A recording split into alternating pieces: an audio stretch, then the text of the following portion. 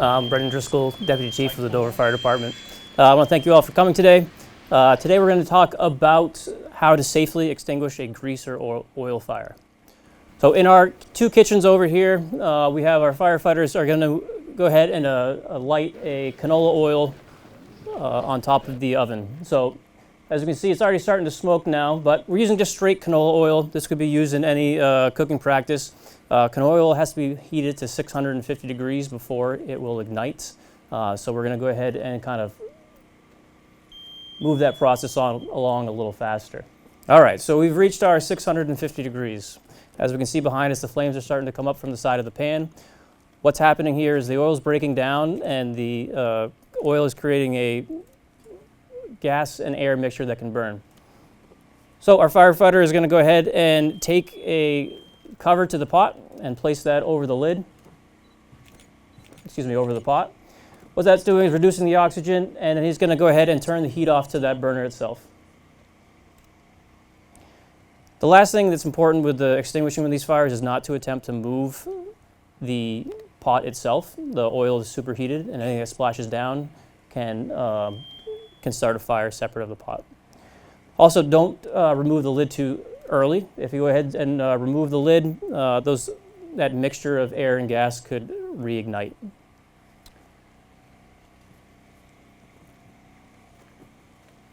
So perfect. There's the safe way to extinguish a grease fire. We'll be a minute. We're going to start warming up the second pot of oil. All right, now that our oil is up to 650 degrees, it's started to off gas, and let's go ahead to produce flame. Now, we're going to leave this one for a little bit as an unattended cooking fire, just to stress the importance of always being next to the pot while it's cooking. You can see how quickly the oil is smoking and spreading the flames to the pot, and that heat is transferring to the upper portions of the counters and cabinets. So what we're going to do here is, as our firefighters get ready, again, I just want to stress the importance of not adding water to an oil fire. The temperature of that oil right now exceeds 650 degrees. When the water is added, it will expand and evaporate, and it will throw fire and oil around.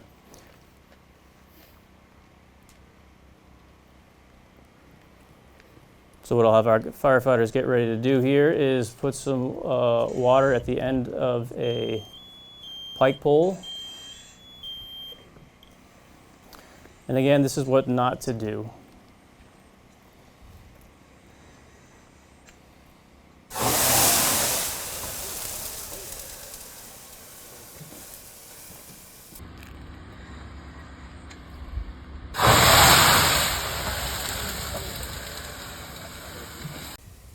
So we'll go ahead and add another cup of water to that. So again, we can see that the evaporating water throws the fire. It creates a large fireball. So if this was, again, we are 10 feet away with this. If this was you trying to extinguish this fire, then very quickly could get burned and overcome. Perfect. So now the oil itself now is below the 650 degrees. Again, so that shows you why the importance of going ahead and always having a cover to cover an oil fire and not to add water to it. We appreciate your time. Thank you from Dover Fire and Rescue. We wish you a safe and happy holidays. Sean Toomey, S-E-A-N and T-O-O-M-E-Y, and Safe Fire Marshal. If you can summarize what happened here today and why was it important for the public to have this information? So today we partnered with the Red Cross and Dover Fire Rescue to demonstrate cooking safety tips, particularly cooking with oils, and the importance of not putting or trying to put a fire out with water. The first evolution we did was to heat the oil was heated up to its ignition temperature, and then you just simply covered the pot with a lid, and it snuffed itself out essentially.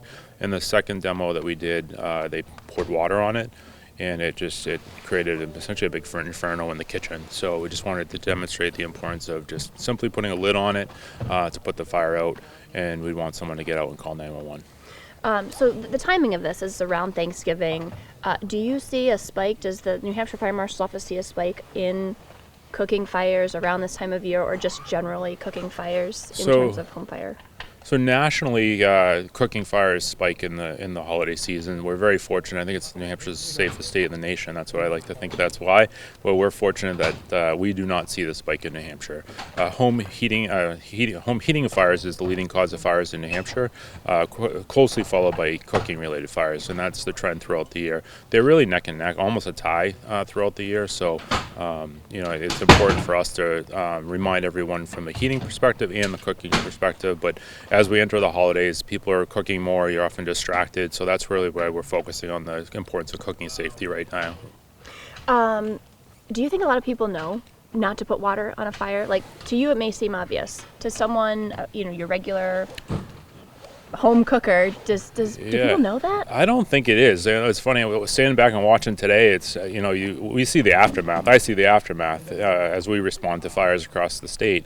And watching it live today, that demo was pretty impressive to see that big flame ball come out at and potentially catch the kitchen on fire. So me as a state fire marshal was like, whoa, I'm sure if that it was for me, I'm sure others would be very surprised as well.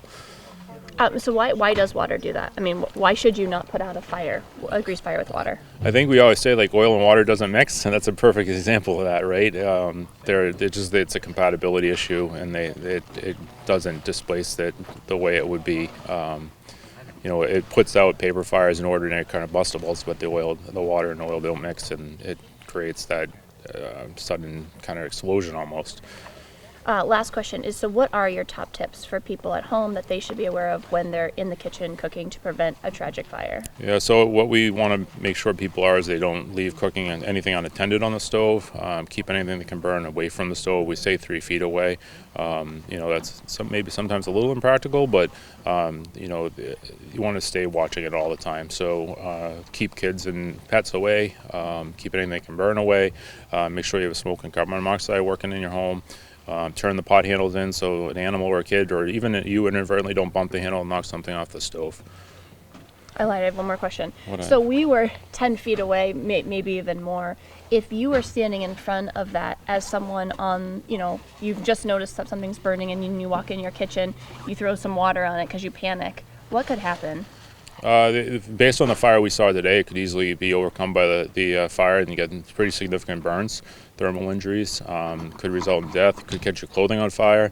One of the other things that we see sometimes is people will try to grab the pan and walk away with it, and you essentially have a trail of fire behind you through the house and create a much bigger fire scenario. So we really want to encourage people to get out and call 911. So first name, last name, how you spell it, and your title. Stephanie Couturier, Stephannie Couturier, Couturier. I'm the regional executive for the American Red Cross of Northern New England. Talk to me a little bit about the Red Cross smoke alarm program. Why is it important? Why is it part of the mission of the Red Cross? So the American Red Cross is in business of responding to home fires, and our home fire campaign is in place to ensure that when these home fires happen, families get out safely. Working smoke alarms can improve your chance of survival by 50%. And so what does the Red Cross do? So someone contacts the Red Cross because they need a smoke alarm. Is there income eligibility? What are the rules? Who can get one? And then once we get there, what do we do? So for our home fire campaign, anyone is eligible. We encourage residents to reach out and make their appointments. Once those appointments are made, our staff members come to your house and they talk to you and your families about home fire safety, having that fire escape plan, and we install working smoke alarms. Anything else that you think is important? In the event of a home fire, what role does the Red Cross play? So we're here with Dover Fire, New Hampshire Fire Marshal's Office. How does the Red Cross intersect with home fire responses? So when a home fire happens, the American Red Cross is dispatched by our fire department partners, and we come on scene all hours of the day, and we help those residents in their time of need. Our volunteers provide emotional support, we provide financial assistance, we work with the families to put them up in a hotel if they don't have anywhere to go, and we really provide that immediate sense of comfort and hope when they've just lost everything.